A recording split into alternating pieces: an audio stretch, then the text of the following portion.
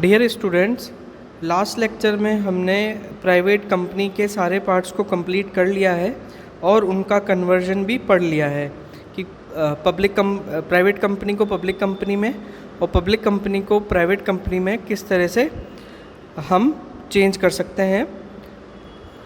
अब जो हमारा जो नेक्स्ट पार्ट है वो शुरू होता है 1 पर्सन कंपनी से।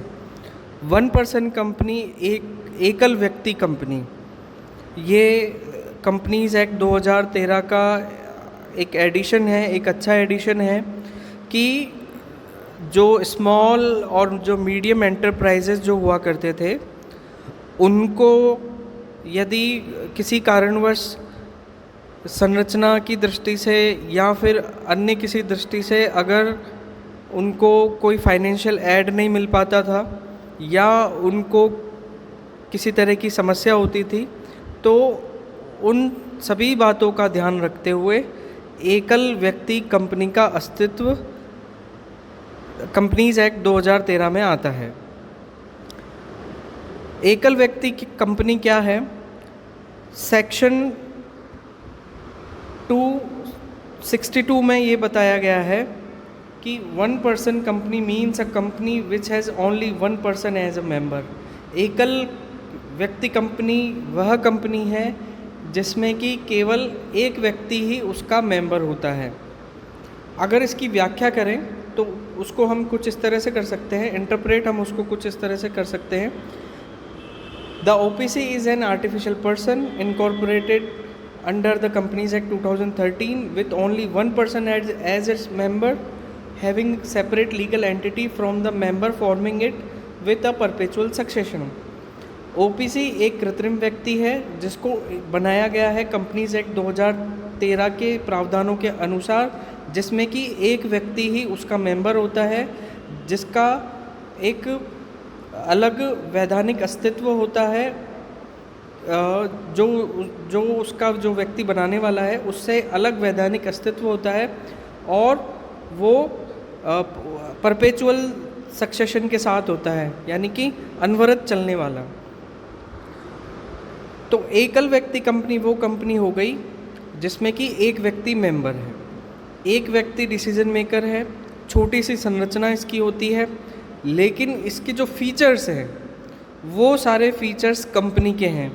तो हम देखते हैं इसके क्या क्या फीचर्स हैं। ये सभी फीचर्स आपने पहले पढ़े हुए हैं, इसलिए आपको समझने में अधिक कठिनाई का सामना नहीं करना पड़ेगा। पहला इसका फीचर आता है इनकॉर्पोरेटेड बॉडी। जो ओपीसी है, 1 पर्सन कंपनी को हम शॉर्ट में ओपीसी भी बोलते हैं।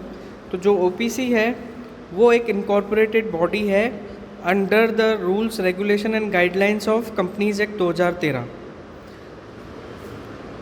तो जो भी रूल्स रेगुलेशन के अनुसार 2013 का जो कंपनी एक्ट है उसके रूल्स रेगुलेशन के अनुसार इसे बनाया गया है, इसको इनकॉर्पोरेट किया गया है।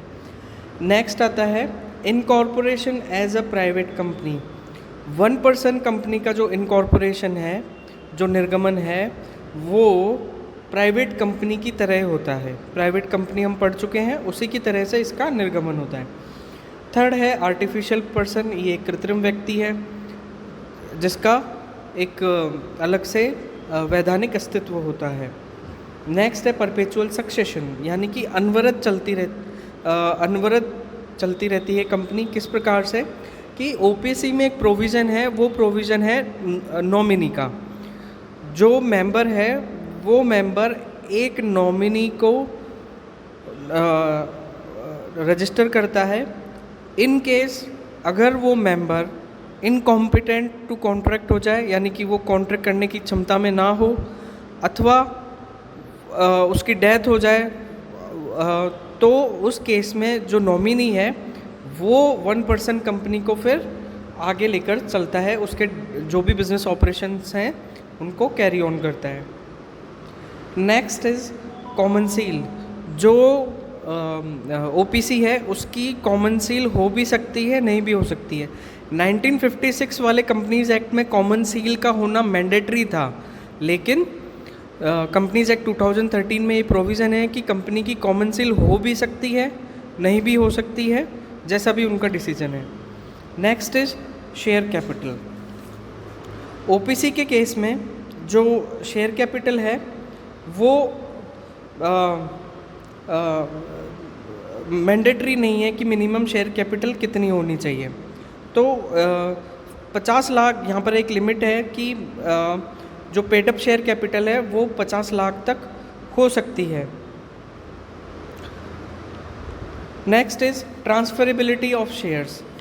यहाँ पर ध्यान देना ज़रूरी है कि क्योंकि ओपीसी एक बहुत छोटी संरचना है जो कंपनी के गुणों को कैरी करती है, उनके कैरेक्टरिस्टिक्स को कैरी करती है, तो जो ट्रांसफरेबिलिटी है शेयर्स की वो जनरल पब्लिक को ना होकर जो मेंबर का नॉमिनी है उसको ट्रांसफरेबल हो सकता है। Next is limited liability. जो ओपीसी है उसको लिमिटेड लायबिलिटी अथवा अनलिमिटेड लायबिलिटी के साथ में बनाया जा सकता है, डिपेंड करेगा बिजनेस ऑपरेशंस पे और डिसीजन मेकिंग पर। Next is capacity to contract. क्योंकि कृत्रिम व्यक्ति है ओपीसी तो उसमें अनुबंध करने की क्षमता होती है।